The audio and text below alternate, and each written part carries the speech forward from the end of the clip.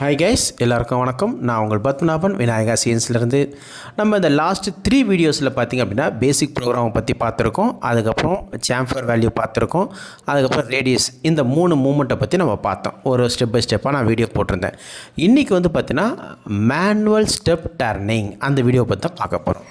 Manual step turning அப்படின்றது என்னென்னா, இப்போது நம்ம ஒரு ப்ரோக்ராமை வந்து எப்படி மேனுவலாக வந்து பார்த்திங்க அப்படின்னா ப்ரோக்ராம் பண்ணுறோம், அதை பற்றி தான் பார்த்துருக்கோம். இது வந்து நார்மலாக வந்து பார்த்திங்க அப்படின்னா இந்த மேனுவல் ஸ்டெப் டர்னிங் பொறுத்த வரைக்கும் வெறும் இந்த G01 மெத்தட்லேயே நான் பண்ணியிருக்கேன் இந்த வீடியோவை. இதில் வந்து பார்த்திங்க அப்படின்னா ஸ்டெப் பை ஸ்டெப்பாக நீங்கள் பார்க்கலாம். ஓகே, ஒரு பாஸாக கட் எடுக்கும். ஃபஸ்ட்டு ஒரு பாஸ் போகும். இப்போ உதாரணத்துக்கு வந்து பார்த்திங்க அப்படின்னா உங்களுக்கு வந்து பார்த்திங்கன்னா 38 35 இந்த மாதிரி வந்து பார்த்திங்கன்னா 35 34 33 32 இந்த மாதிரி பார்த்திங்க அப்படின்னா ஒவ்வொரு வேல்யூவாக போகுது. இங்கே பார்க்கலாம் நீங்கள். ஃபஸ்ட்டு ஒரு பாஸ் போகுது. போனதுக்கப்புறம் திரும்பி 38க்கு ரிட்ராக்ட் ஆகுது.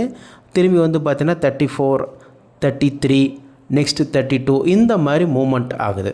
தட் இஸ் ஒரு 35 டயாலேருந்து 30 டயாவை எப்படி நம்ம வந்து மேனுவல் ஸ்டெப் டர்னிங் பண்ணுறோம் அப்படின்றது தான் இந்த வீடியோவில் நான் போட்டிருக்கேன். ஓகே, இந்த ப்ரோக்ராமை கூட பார்த்திங்கன்னா நான் டிஸ்கிரிப்ஷனில் போடுறேன். இந்த டிஸ்கிரிப்ஷனில் இந்த ப்ரோக்ராம் என்ன பார்த்து நோட் பண்ணிங்க, சரிங்களா? இதே மாதிரி நெக்ஸ்ட் வீடியோவில் வந்து பார்த்திங்கன்னா கேனடு சைக்கிளை பற்றி பார்க்கலாம். G71 method. இப்போ நம்ம பேசிக் ப்ரோக்ராம் பார்த்தோம். அதுக்கப்புறம் அந்த சாம்பர் எப்படி பண்ணுறது ப்ரோக்ராம் பார்த்துருக்கோம், ரேடியஸ் பார்த்துருக்கோம். இதில் வந்து மேனுவல் ஸ்டெப் டர்னிங், இதே மாதிரி நெக்ஸ்ட்டு G71 மெத்தட் கேனடு சைக்கிளை பற்றி பார்க்கலாம். இந்த வீடியோ பிடிச்சிருந்துச்சுன்னா இந்த வீடியோவை லைக் பண்ணுங்கள், ஷேர் பண்ணுங்கள், மறக்காமல் சப்ஸ்கிரைப் பண்ணுங்கள்.